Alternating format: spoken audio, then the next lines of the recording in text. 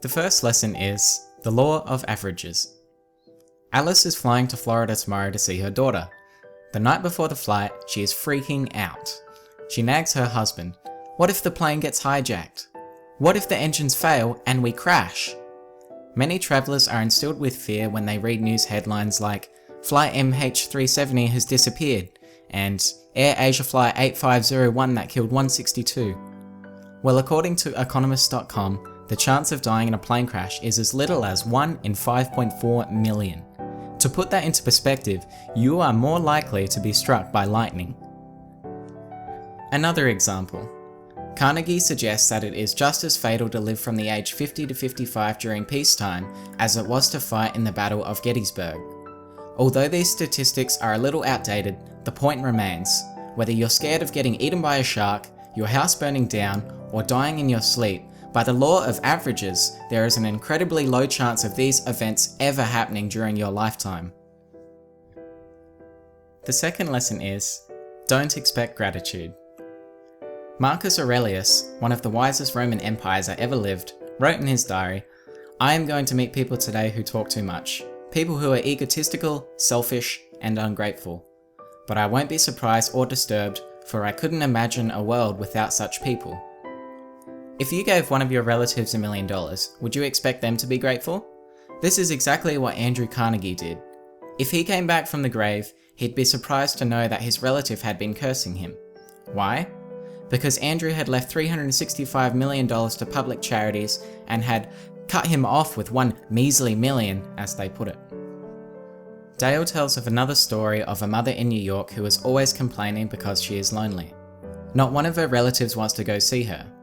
Why? Because if you visit her, for hours she'll tell you what she did for her nieces, how she nursed them through measles, mumps, and the whooping cough, everything she had done for them. But the nieces rarely visited her, only on occasions out of the spirit of duty. They dread going to see her. They know they will be treated to an endless lecture of bitter complaints and self-pitying sighs. Their mother wants love and attention, which she calls gratitude, but she'll never get it because she demands it. The point Dale is trying to make here is that it's human nature for people to forget gratitude, so expecting people to appreciate you 100% of the time will lead you to disappointment and resentment. He does say that gratitude can be taught to people when they're children, however not everyone has been taught to appreciate others. So to sum up, if you give for the inner joy of giving and expect no gratitude in return, you'll live a healthier and happier life. The third lesson is, don't get even with your enemies. Shakespeare said, "Heat not a furnace for your foe so hot, that it do singe yourself."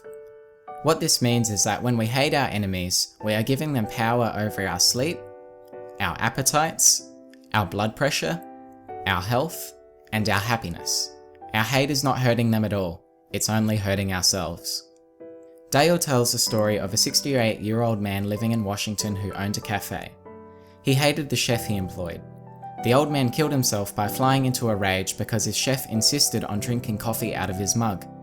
The old man was so full of hatred and resentment that he grabbed a gun and started to chase a chef and fell dead from heart failure. Along with many other examples, Dale goes on to say that the chief personality characteristic of people with high blood pressure is resentment. I feel like this is an extreme example, so let's take a look at a common scenario that is faced by many people today. Let's say you're angry at your ex-girlfriend or ex-boyfriend. You constantly complain and resent each other. Every day you think about all the bad things they have done to you, why you hate them, and what you can do to make them feel like crap. Not everyone is resentful of their ex, but if you are, then it's just not worth it. You'll end up having sleepless nights, drained of energy, and feeling unhappy.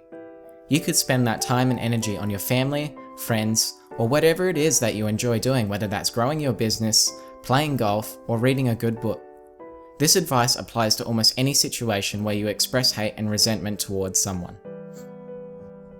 The last takeaway from this book is that unjust criticisms are compliments in disguise.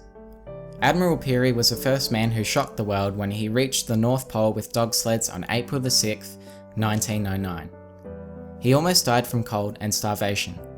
His superior naval officers in Washington were jealous because of all the publicity and praise he was getting, so they criticized him for collecting money for scientific expeditions and then wastefully lying and loafing around in the Arctic.